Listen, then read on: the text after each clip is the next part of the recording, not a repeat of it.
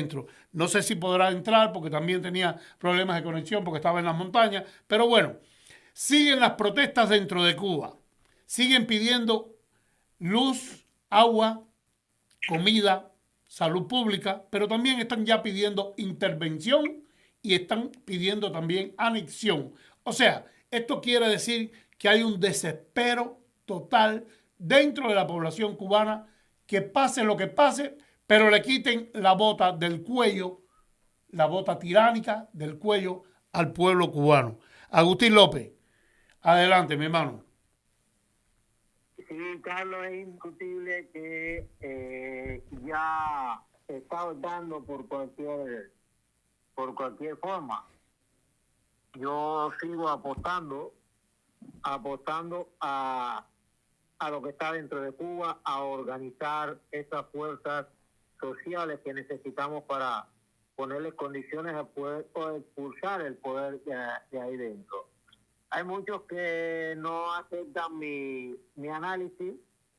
Yo sigo creyendo que dentro de Cuba es donde está lo decisivo, lo que va a decidir.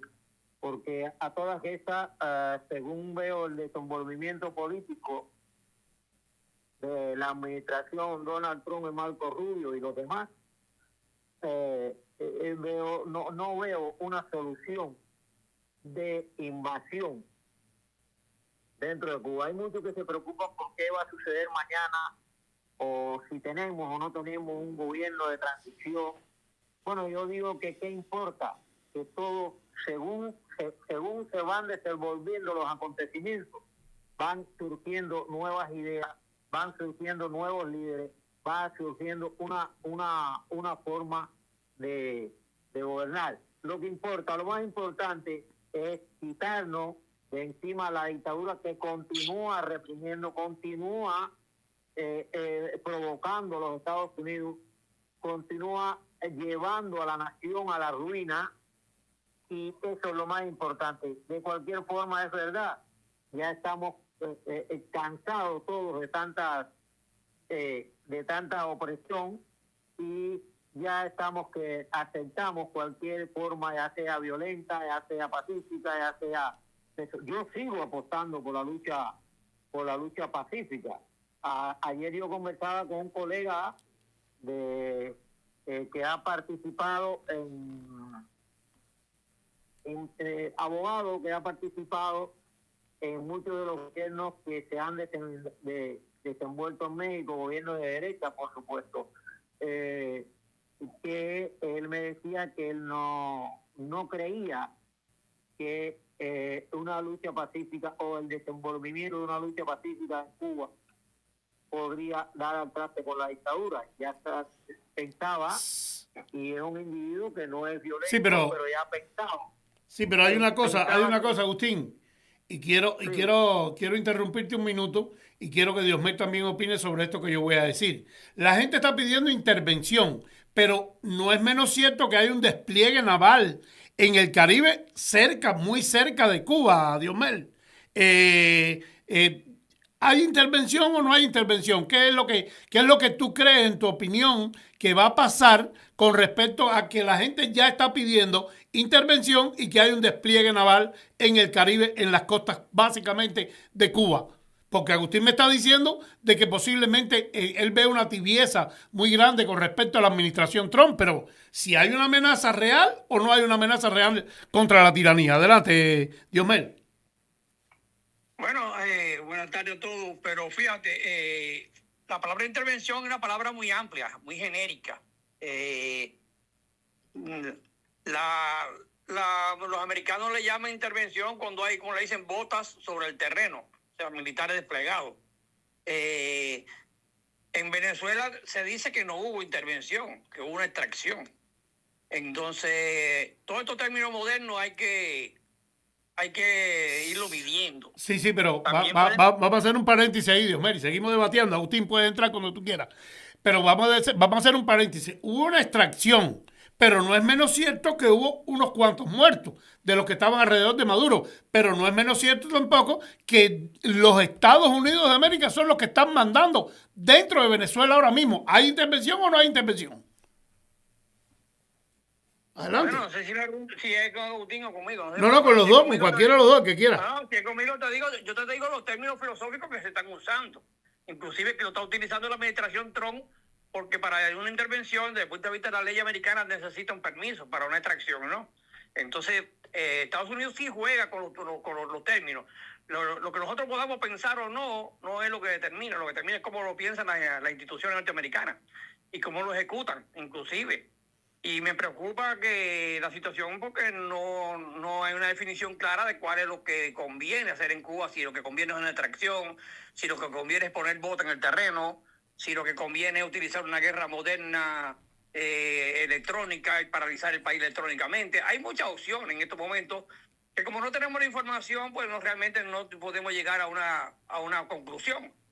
Pero bueno, lo que la gente sí aspira es que cualquiera que se produzca es mejor que lo que está pasando ahora. Bueno, yo te voy a decir una cosa antes de pasar con Agustín. Yo quiero decirle algo a ustedes. Hay una cosa muy real. En Cuba hay una nomenclatura tiránica demasiado grande. Es decir, que para hacer una extracción dentro de Cuba hay que tener un poco de amplitud. Porque no podemos, por ejemplo, vamos a suponer que se traiga Raúl Castro, como ya está condenado aquí en los Estados Unidos por genocidio, y que se deje a Díaz-Canel, o que se deje a Marrero, o que se deje a los otros, a Ramiro Valdés, que ya debe estar en sus últimos momentos, pero hay un Esteban Lazo. También está Machado Ventura, que son los históricos de la tiranía cubana. ¿Qué pasaría, Agustín, si se hace una extracción y se deja a toda esa gente? No. Desde luego que si se va a hacer una extracción hay que traerlo a Tebo, por lo menos a ese grupito. Los demás se van a acoplar enseguida, porque la valentía de esos sátrapas que han vivido en las mieles del poder no van a arriesgar sus vidas teniendo recursos y teniendo para disfrutar ellos y su familia de las mieles del poder. Entonces, ¿tú crees que se van a ir? Que hay extranjeros. No se van a ir, pero enseguida van a ser parecidos a como hace el camaleón. Enseguida van a hacer a utilizar esa propiedad de, ahora no recuerdo el nombre de los camaleones. Sí, ajá, pero sí, yo entiendo. Pero la pregunta que te hago es, si ellos toman esto y ellos se adaptan al medio, la pregunta mía para ti es, ¿y los crímenes y la complicidad con los crímenes, qué va a pasar con eso? Bueno, hay una cosa con la que hay que contar. Esa es la cúpula del poder, pero existe el pueblo, existe la justicia del pueblo. Okay. Que la va a reclamar. Okay. Porque el pueblo en este momento no hace un reclamo fuerte de justicia porque no tiene amparo, no tiene recursos para ni recursos ni fuerza militar para ampararse. Después cuando ocurre eso ya disminuyen las cosas, ya tiene un amparo por parte de los que participan en las acciones, de los norteamericanos, y entonces ya va a ser diferente la situación. La justicia, yo opino que la debe exigir ese pueblo que queda dentro de Cuba y, bueno, parte del pueblo que está aquí, del pueblo de Cuba que está afuera de Cuba también, que también tiene... Sí, pero hay una cosa aquí que quiero que discutamos. Y es que nosotros venimos escuchando desde hace muchísimo tiempo que los Estados Unidos se refieren a la tiranía cubana como una amenaza a la seguridad nacional de los Estados Unidos. Pero si se negocia con la cúpula y se queda parte de la cúpula, entonces la amenaza real de la tiranía desaparece. ¿Diosmel? Bueno, yo pienso que no desaparecerá del todo. No desaparecerá del todo. No, pero Diosmel, vamos a hablar de esto. Hay una amenaza real con la seguridad nacional de los Estados Unidos por parte de la tiranía, pero si hay una negociación parecida a la que hubo en Venezuela, la amenaza a la seguridad nacional de los Estados Unidos desaparece. Bueno, vamos a partir de un análisis, está lo que uno piensa, lo que uno quisiera, A veces pide lo que piensa y a veces lo que uno quisiera, que realmente no es lo que a veces como analista uno percibe. A veces lo que yo quisiera, a veces no es lo que yo percibo. Y entonces, a veces yo pongo mi idea siempre como proyección, a ver si se escucha, que no hay ninguna razón de que le escuchen, porque los opinadores a pie a veces tenemos poca influencia para hacer que las cosas cambien. Entonces, porque por ejemplo, nosotros podemos opinar todo lo que queramos opinar y especular, pero en definitiva los asesores de Trump y Trump son los que tienen la capacidad ejecutiva de decisión de implementar lo que ellos crean, de acuerdo a la información que ellos tienen y a la voluntad política que tengan ellos. Entonces nosotros lo que hacemos, sí, hacemos un análisis, aquí un trabajo, pero realmente lo que tienen la pelota en la cancha son ellos. Pero bueno, yo podía opinar sobre lo que estamos coordinando, que tú dices que bueno, si cambia, depende. Por ejemplo, Venezuela, a pesar de que el proceso a mí no me gustó el proceso, no por el resultado final. A lo mejor el resultado final es buenísimo, pero lo que no me gustó es el proceso donde se hizo un trabajo que parecía que estaba más bien consolidando ese mismo régimen. Ahora se está produciendo unos desenlaces un poco raros que parece que se va a enrumbar por lo que nosotros pensábamos. Por eso yo trabajo en base a la cronología del tiempo. Yo siempre como economista y como trabajador siempre en planificación estadística siempre trabajé en base a cronogramas y a planes de ejecución y responsabilidad y tiempo de cumplimiento. Entonces, yo creo que en Cuba, eso que tú dices, que si desaparece la amenaza de Estados Unidos, depende de cómo sea el proceso de negociación. Aún poniendo a uno de ellos, tal vez, por ejemplo, lo único que veo sí que tiene posibilidades por varias razones estratégicas, es Oscar Pérez Oliva Braga, el único que tiene características que podía cumplir eso y hacer un papel más o menos como Gorbachov, una transición, pero tutelado por Estados Unidos con un cronograma de tiempo. En tantos días me liberan los presos políticos, en tantos días me despenaliza la actividad política, en tantos días me permite la libre, los medios de comunicación totalmente libres, en tantos días me permite la entrada y salida de todos los cubanos dentro y fuera del país. Eso lo puede hacer Estados Unidos porque tiene la fuerza para imponerlo. Mira, me llegó a la línea, gracias a Dios, Germán González desde Cuba. Germán, estamos discutiendo el tema ahora mismo con Diosmel y Agustín, que están aquí conmigo. Oye, saludos, hermano, saludos, que no quiere comunicarte. Oye, te he llamado varias veces. Un abrazo. Germán, adelante.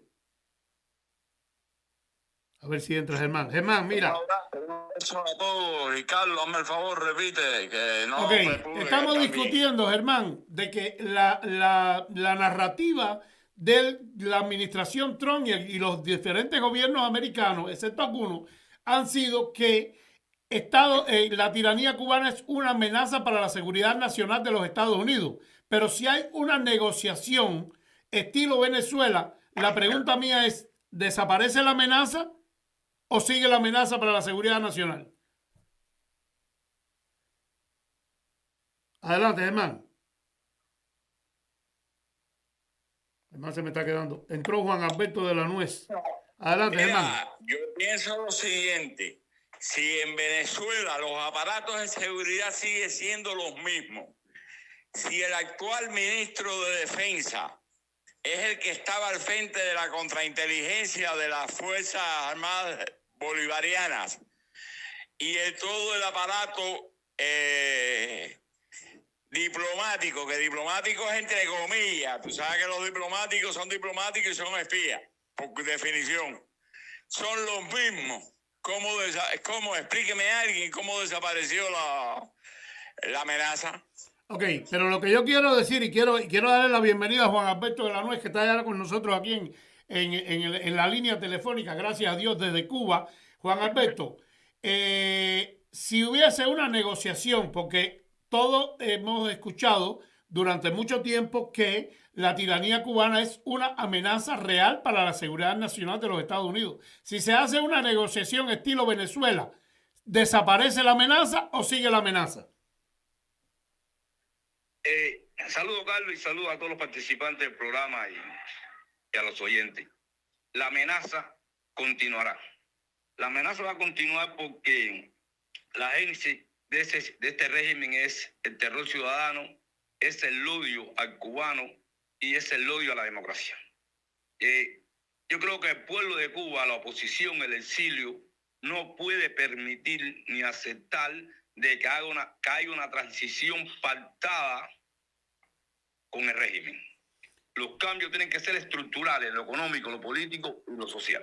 Sí, pero escucha bien.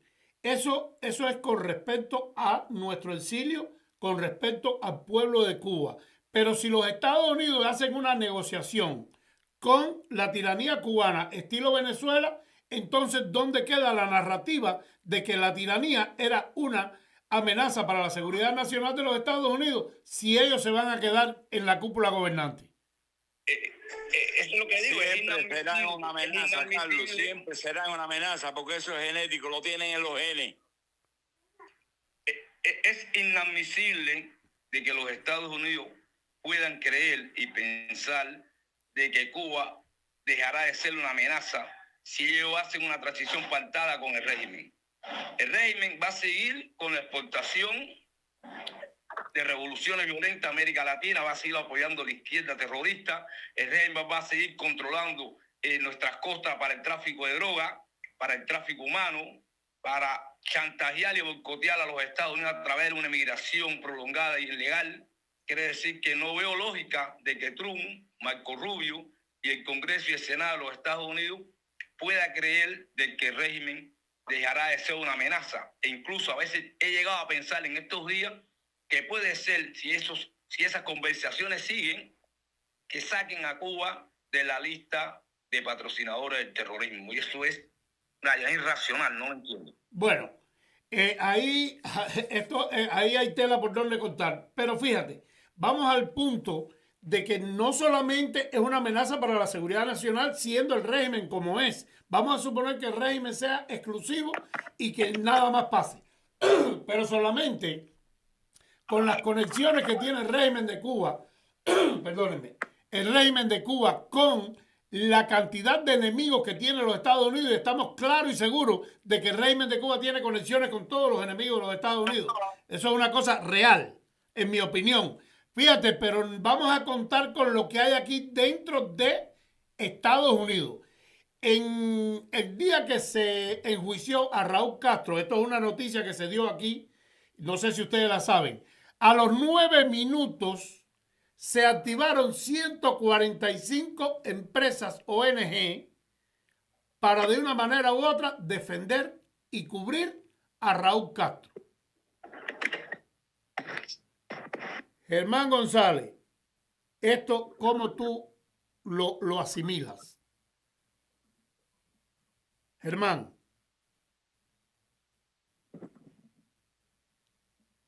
Adelante, Agustín. Sí, mira, ¿qué ha sucedido? Esto es un cúmulo de hace 67 años.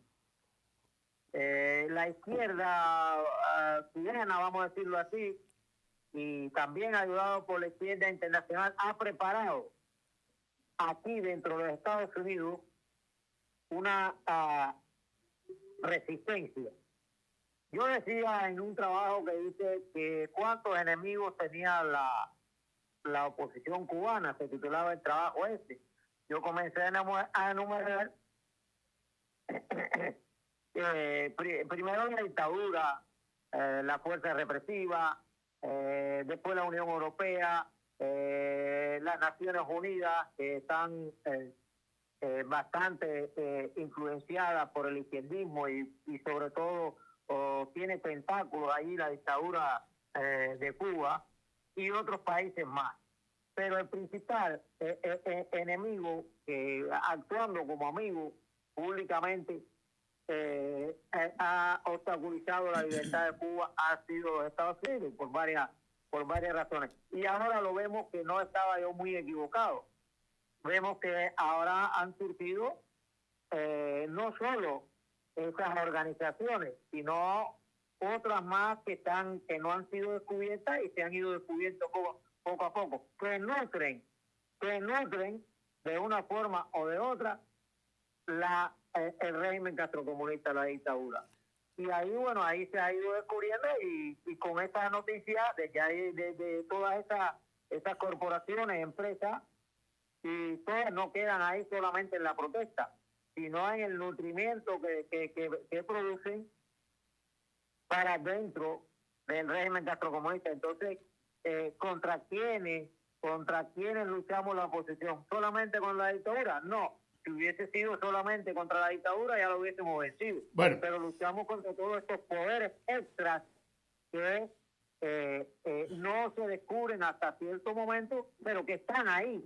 Ya. Lo están haciendo. Ya, Diosmer Rodríguez, mira, yo quiero ahondar un poquitico más en esto porque tú también escuchaste esta noticia nosotros no la estamos dando porque nosotros la inventamos ni mucho menos, pero yo quiero que tú ahondar un poquito porque quiero pasar al segundo punto que es que se supone, hay una señora que fue detenida aquí por ICE en Miami que se llama Adis Lastres Morera, que es la hermana de la señora Ania Guillermina Lastres Morera, presidenta de GAESA, presidenta ejecutiva de GAESA y general de brigada del ejército cubano o del Ministerio del Interior. Diosmel, vamos primero a ver lo de las 145 empresas estas y después pasamos a ese tema. Adelante, Diosmel.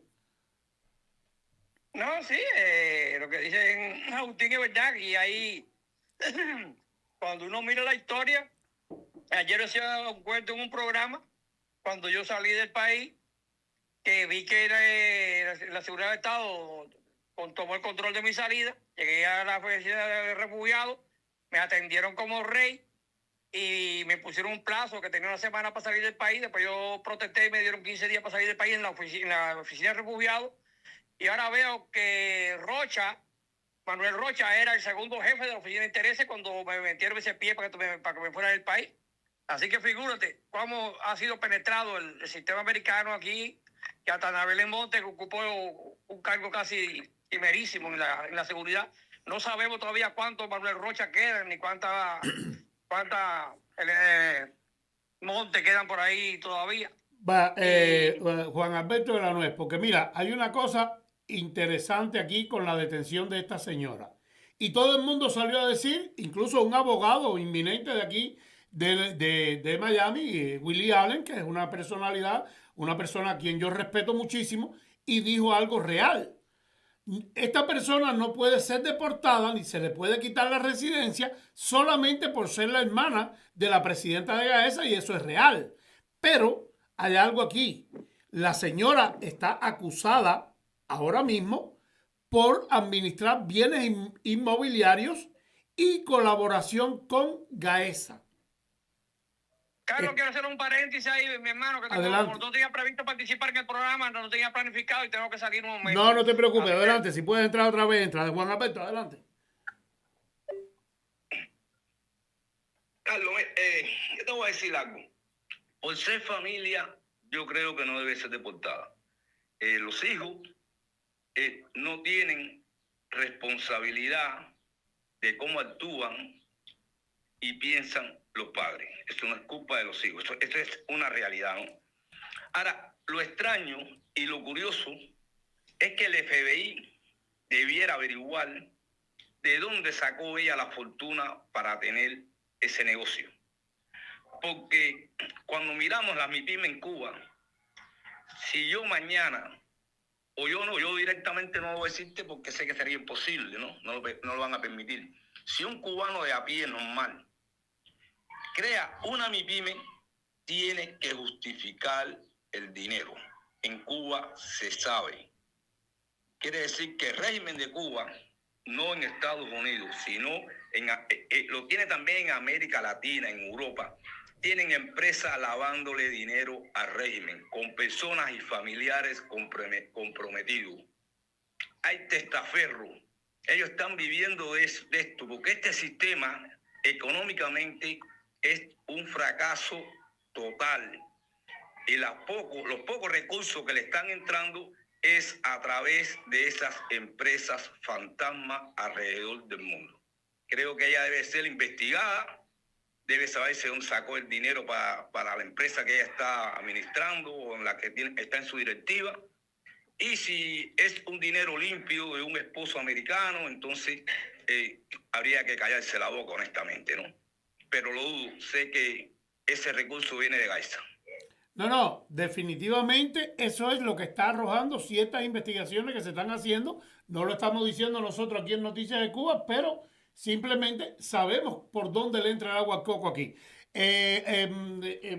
Juan Alberto, siguen las protestas dentro de Cuba, sigue la desconexión, siguen la gente pidiendo libertad o siguen pidiendo agua, comida y corriente eléctrica o ya están pidiendo anexión y están pidiendo intervención americana. El discurso de la población cubana ha cambiado. La protesta es espontánea, protestas que no son convocadas, que son por el malestar del ciudadano a causa de los apagones, de la escasez, de la falta de combustible, del transporte, son inevitables. Van a continuar. Ya el régimen lo reconoció, el Partido Comunista en Aguada dijo en una reunión de que si no entraba petróleo, no importaba las protestas, no le importaba. Lo que le importaba era saber quiénes eran los cabecillas. Ahora, el lenguaje se ha cambiado. Lo que más se escucha es el agua y la electricidad, pero ya se habla de cambio. Ya se menciona a Díaz-Canel con palabras obscenas. Los cubanos, en especial la juventud, sí aspiran a que haya una intervención, sí aspiran incluso a la anexión.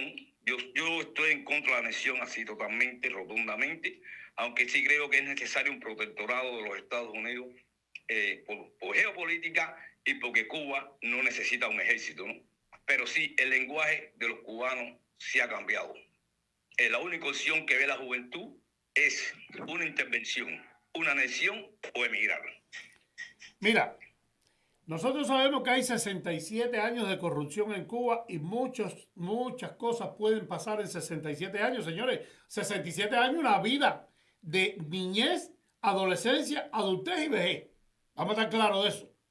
Pero estoy hablando de este tema porque está rodando en redes sociales, Agustín, y tú sabes de esto, que periodistas españoles han desmantelado una fuerte red de corrupción de altos funcionarios cubanos. Esto es a raíz de lo que ha pasado con José Luis Rodríguez Zapatero y con todo lo que está pasando en España, porque están en contubernio José Luis Rodríguez Zapatero con el chavismo, y esto se está haciendo cada día más visible, cada día más elocuente. La gente dentro de Cuba, José Alberto Álvarez me está diciendo que no hay conexión, William Reyes, doctor, que cero conexión. O sea, señores, en Cuba el desastre sigue total. Pero bueno, hablando de esta situación de la red esta de corrupción, donde está Esteban Lazo, Machado Ventura, Ramiro Valdés y está la señora Liz Cuesta, la esposa de Díaz-Canel, está Díaz-Canel y pare usted de contar. Yo sé que, como te dije, son 67 años de corrupción y hay mucho tiempo para corromperse. Pero esto a mí me llama mucho la atención que todas estas cosas estén saliendo a raíz de esta amenaza real que hay ciñéndose sobre la tiranía cubana y sobre una intervención militar, una extracción en el país, llámenle como ustedes le llaman. Agustín López, ¿qué tú has sabido más de este particular, de esta red de corrupción? Lo primero que te voy a decir es que cuando me decía un amigo que cuando los Estados Unidos estornudan, el mundo tiene catarro. Cuando esta administración ha comenzado a actuar con un poco de seriedad con respecto al régimen castrocomunista, los demás también piensan o siguen la línea de los Estados Unidos porque saben que se pueden ver perjudicados. Entonces comienzan a salir todos estos trapos sucios que siempre han existido, desde luego. Desde que entró Fidel Castro al poder, entró robando, estafando, engañando, y bueno, ese ha sido el curso de todo el acontecer de 67 años del régimen castrocomunista después. Ahora se comienzan o no se comienzan, salen un poco a la luz parte de la corrupción gubernamental. Luego más tarde saldrá también el lavado de dinero porque indiscutiblemente el régimen castrocomunista, primero porque es un régimen que no le que es ateo completamente, no le teme a un Dios, no le teme a un ente superior que pueda castigarnos por robar, por estafar, o que podamos recibir un juicio final. No, ellos no tienen nada ese tipo de escrúpulos, o sea, actúan sin escrúpulos completamente con el pueblo, dilapidando todo lo que produce el pueblo. Cada día que pasa, mientras más seria se mantenga la administración norteamericana, más situaciones de esas van a estar ocurriendo.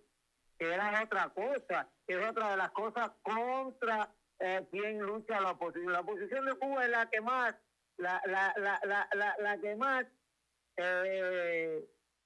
gente que luchen contra ella tienen, o de las que yo he visto. Porque, por ejemplo, en Polonia, en la República Checa, no tenía tantos obstáculos para obtener un cambio y erradicar el totalitarismo Ajá. que tenían todos esos países. Sí. Eso, sí. Pero déjame preguntarle algo a Juan Alberto de la Nueva un momentico.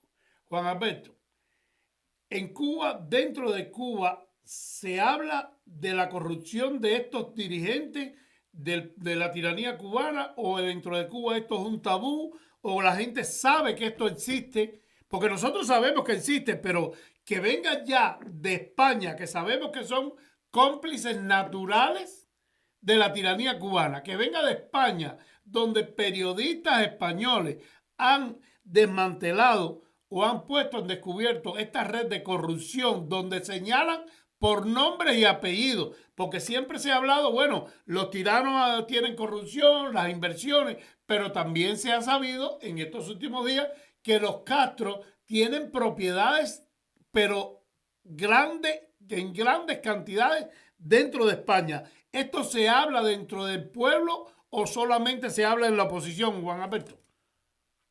No, la corrupción en Cuba está institucionalizada. Eso el pueblo lo sabe. Siempre se ha hablado, no ahora, no desde los 90 para acá que la oposición ha incrementado y la sociedad civil, no, siempre se ha hablado. Yo voy a ponerte un grado de corrupción público que todos lo saben, que es desde una pequeña esfera del país. Mira, Carlos, las CCS tienen administradores, secretarios, bueno, un sinnúmero de personas que trabajan para la CCS, ¿no? Esas personas deben ganar por la producción del campesino. Si el campesino no gana, ellos no tienen salario. ¿Cómo funciona eso realmente en Cuba?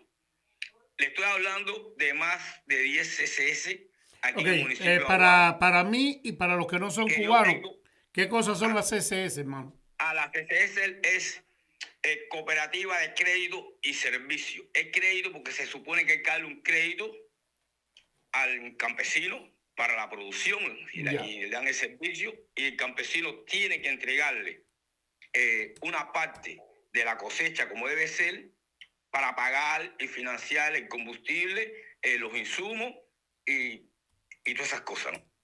Eso no funciona así. Ajá. Esas personas, esa administración, esos dirigentes políticos que son los que administran, el salario que tienen es del Estado. Pero más que eso, ellos tienen obligación en Aguada de cada sábado llevar productos del agro a Cienfuegos. Pero ellos no tienen esos productos. Entonces, esa CCS, todos esos administradores, con la punta del lápiz, utilizan la corrupción, porque ellos tienen que salirle a comprar al campesino caro, utilizando el combustible de la CCS. Tienen que pagarle a los estibadores, tienen que llevar ese producto a Cienfuegos, a la capital de la provincia. Pero tienen que venderlo a precio de estado el sábado. Es decir, que ellos compran caro, venden barato y luego tienen que restituir toda la pérdida. ¿Y dónde está el negocio ahí para que ese país crezca? En la punta del lápiz. Ok, pero fíjate, esos son negocios. Perdóname, pero esos son negocios de corrupción a nivel, porque ya sabemos que ahí no hay ganancia para el Estado, ahí la República Cubana no crece ni un ápice, pero esos son negocios de corrupción internos dentro de Cuba para ellos quedar bien, no importa que pierdan, no importa que ganen, ellos hacen ese negocio de corrupción. Pero esta corrupción que yo te estoy hablando y que yo le estoy hablando a ustedes es corrupción a nivel de alta jerarquía del gobierno cubano, vamos a llamarle gobierno, pero internacionalmente.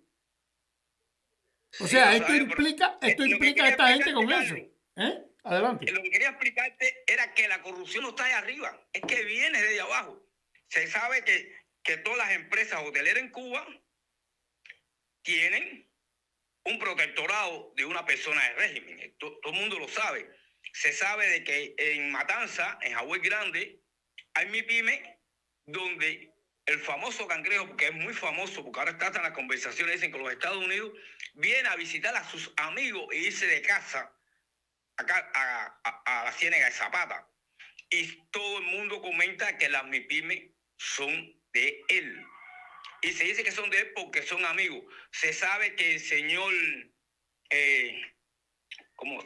Pero ve acá, y Soberón no era el dueño de las MIPYME. Déjame preguntarle a mi mamá. Hello. ¿Cómo se llama el aserrador de Cartagena? Sí, él es el dueño de las MIPYME. Mire, Morales. ¿Por qué Morales está en las altas esferas del poder? Porque Morales desde niño, él vivía en Santiago de Cartagena y su padre fue un corrupto dirigente en Aguada, dirigente sin fuego, conocido por todo el mundo. Tuvo casa en casi todos los municipios. Morales era íntimo amigo de Fidelito.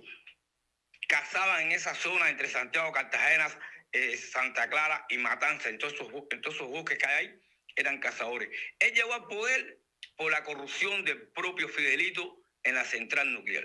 Quiere decir que la corrupción aquí es generalizada y eso todo el mundo lo sabe. Es una carretera de más de 50 kilómetros, o quizás menos, unos 30 o 40 kilómetros, desde Roda hasta la puerta de su casa. Hasta la puerta de su casa. Eso es público, eso todo el mundo lo sabe. Y que sus hermanas en Cienfuegos y su familia son los dueños de todos los negocios en Cienfuegos. La corrupción aquí es generalizada, es institucionalizada, es legal. Pero yo tengo entendido, Juan Alberto de la Nuez, que el tipo de las MIPYME en Cuba era el tal Soberón este. No, Soberón se le cansó de robar con Fidel y después Raúl se la aplicó. Aquí es una cúpula, es un clan de amigos, de familia. O sea que las mafias ahí están divididas por familia. Exactamente. Estaba la familia Castro Ruiz y la familia Castro Espín. Eliminó a todos los fidelistas. Y así está sucediendo actualmente. Ahora están acomodando en el poder y lo veremos muy pronto. Si el cambio no llega, ¿quiénes van a ser la nueva cúpula? ¿Qué van a ser los generales? El ministro del Interior, amigo de Alejandro, el jefe del ejército, que se considera como un hijo de crianza de Raúl. Es un clan. Es un clan. Ok. Germán, ¿estás ahí de nuevo? Germán. Estoy, regresé y quiero hablar de eso de las familias. Adelante, mi amigo, adelante. Hay un detalle conocido. El ministro del Interior se llama Álvarez Casas, ¿verdad? Sí, señor. Ahora, es sobrino de Zenén Casas Regueiro, el primer jefe de Estado Mayor de la FARC, el que organizó el ejército cubano con los ornamentos que venían de la Unión Soviética. No fue Raúl, fue Zenén Casas Regueiro, que era un tipo muy inteligente y con mucha preparación. Cuando murió Zenén, Julio, El hermano. fue el hombre que creó Gaesa, porque todo el mundo piensa que Gaesa la creó el yerno de Raúl. No, el yerno de Raúl entró cuando murió Julio Casa Regueiro. López La Calleja, estás segunda hablando tú. familia más poderosa de las Fuerzas Armadas en Cuba son los Casas Regueiro, que ya murieron, y este Álvarez Casas, que está ahora, que es de la familia. Esa es la familia más poderosa de Cuba. La gente piensa que es un ministro cualquiera. No, ese es de los Casas Regueiro, el creador del ejército de la FARC y el creador de Gaesa. Fíjate qué clase de gente es el tipo. Sí, porque ahí hay muchas cosas que nosotros los cubanos, incluso nosotros, la gente que hemos estado al tanto de lo que es la corrupción de la tiranía cubana, no sabemos, pero esto es un detalle muy serio. Estábamos hablando de Zenén Casas Regueiro, de Julio Casas Regueiro, generales históricos de la tiranía cubana, pero mira ahora, el jefe del cuerpo de ejército de la tiranía es el sobrino de esta gente. O sea, que lo que tú estás diciendo tiene un peso histórico tremendo. Pero hay una cosa. Aquí estamos hablando de clanes familiares, como la mafia. Estamos hablando de la mafia. ¿Ustedes recuerdan la película El Padrino? El Padrino. Igualito, así mismo. Estamos hablando Adelante, Juan Alberto. No, quería decir que si ve que es general de cuerpo de ejército, ese hombre ha superado generales que tienen más mérito que él, ¿no? aunque sean méritos, vaya, no sé, del régimen, ¿no? Sí, porque, fíjate. A todo el mundo. Él le dieron un puesto, un cargo increíble. Sí, Yo me acuerdo cuando el ministro del Interior era el único general de cuerpo de ejército que había en Cuba. Sí, porque el punto es que esta gente salen de la nada con un cargo. Mira, esta misma señora, la Ania esta Lastres Morera, general de brigada, esta señora. Y son gente que aparentemente nadie los conoce, pero salen con unos cargos, que tú dices, bueno, ¿y este de dónde salió? Y entonces ese cargo le da potestad a ellos para ellos poder colocar sus alfiles en cada unidad militar, en el Ministerio del Interior, en las grandes oficinas nacionales, en la FARC. Es una mafia totalmente organizada, corrupta, vil y ante nada criminal y anticubana, porque se odia al pueblo de Cuba. Ese es el punto, y quiero poner a Agustín. El punto todo esto converge en el odio y la represión contra el pueblo de Cuba. Todo esto viene al mismo punto. Todos estos generales, todos estos ministros, toda esta gente corrupta dentro de la cúpula gobernante cubana viene a desembocar en pisotear al pueblo cubano. La represión está enfocada a eso, es su objetivo, continuar enfrentando al cubano contra el cubano, que es su modo de operandi, para sembrar esos odios, esas rencillas. Claro, aparentemente para el discurso exterior es por amor que hacen todas esas maniobras contra el pueblo de Cuba. Pero yo quería decir algo también, agregando lo que estaba diciendo la nuez. No solo la exigencia en las protestas del pueblo de Cuba ha cambiado, sino ha cambiado también la masividad. Ahora comienzan por el agua, exigiendo agua o corriente, pero ya terminan pidiendo libertad, pidiendo derechos. Y cada día es una certeza que cada día se nutren más esta fuerza reclamante de su derecho. No es que protestan, es que reclaman su derecho. Siempre me gusta aclarar eso, porque se habla a veces de protesta. Una protesta es muy diferente al reclamo de los derechos. Desde luego, No, claro. se hace mediante la protesta. Claro. Pero es reclamando exclusivamente su derecho, y para el discurso internacional hay que aclarar que es reclamando su derecho lo que hace el pueblo de Cuba. Está aumentando no solo la exigencia, sino la masividad. Esto ha echado a andar y no creo que se pueda detener. No creo ya que de ninguna forma, ni utilizando la represión más cruenta, puede el régimen castrocomunista detener este andar por sus derechos que ha comenzado la nación cubana. Comenzó, sí, es cierto, la esencia es el reclamo de necesidades que la nación no puede cubrir, pero ya está avanzando hacia una toma de conciencia sobre todas estas cuestiones que estamos hablando aquí, de corrupción, de explotación, de estafa que se le ha estado haciendo constantemente al pueblo mediante la presión violenta y la represión. Así está sucediendo. Ok, Germán, mira, hay una cosa que yo me estoy haciendo una pregunta hace muchos días, Germán, y yo digo, bueno, las personas que no son cubanas y defienden a la tiranía cubana, o las personas que están altamente integrados en la tiranía, o los que se están beneficiando de la tiranía, está bien que defiendan ese régimen. Pero ¿qué pasa con los cubanos que se están muriendo de hambre y siguen defendiendo a ese régimen, hermano? ¿Eso tiene alguna explicación lógica? Bueno, yo tengo una opinión que no le va a gustar a ninguno de ustedes. Pero en primer lugar tenemos que hacernos una autocrítica, la propaganda. Si alguien aquí emprende, mi amigo de Mariel que tiene una fábrica de una fábrica de baldosa, o el de Santa Isabel, ¿cómo se llama? Calabazar de Sagua, Calabazar, ahí el de Calabazar, ahí al sur de La Habana, que tiene un tejar, le caemos arriba porque coopera con el régimen, porque es un emprendedor y por eso le caemos arriba, lo estigmatizamos. Al de Calabazar de Sagua que tiene un tejar, y al de Mariel que puso ahí contra la voluntad del régimen, que puso una fábrica de baldosa, lo estigmatizamos.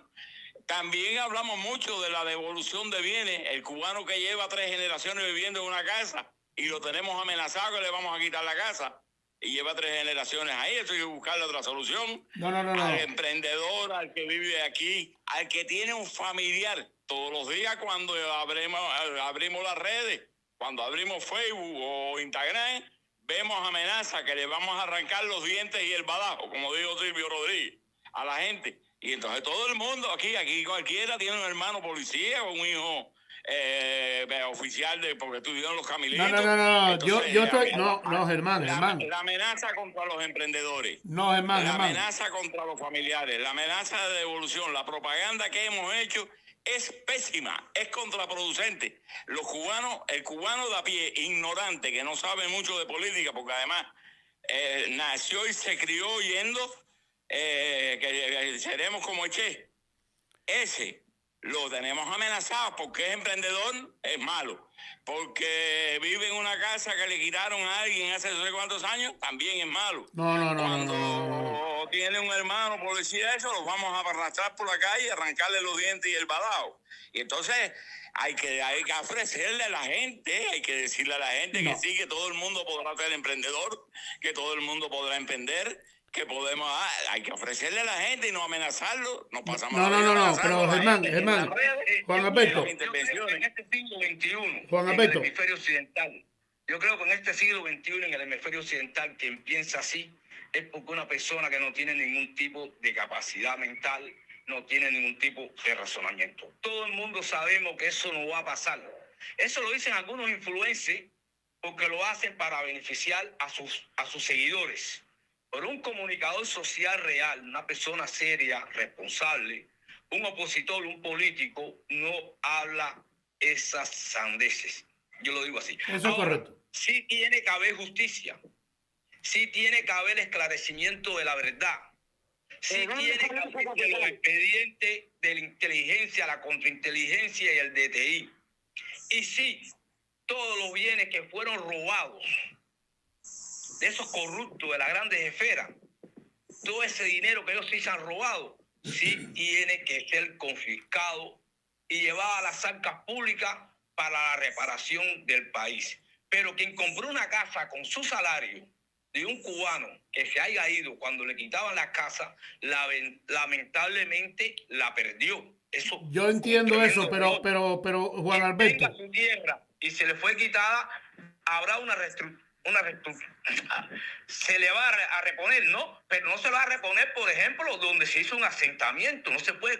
Es una cosa que en este hemisferio, no nosotros, no lo va a permitir ni la comunidad internacional. Se puede pasar en un país asia, en un país árabe, pero no en este hemisferio. Eso no es, Mira, así. pero yo quiero que tú me escuches y que tú me entiendas. Ya estamos en los minutos finales, creo que nos quedan 2 minutos, pero quiero hablar de este particular. Yo lo que me refiero es que los que no son cubanos y escuchan el canto de sirena de la tiranía cubana, los que tienen altos perfiles en la estructura gubernamental cubana y los que se benefician de la tiranía y del lucro con el dolor del pueblo cubano, que defiendan a la tiranía, es ok.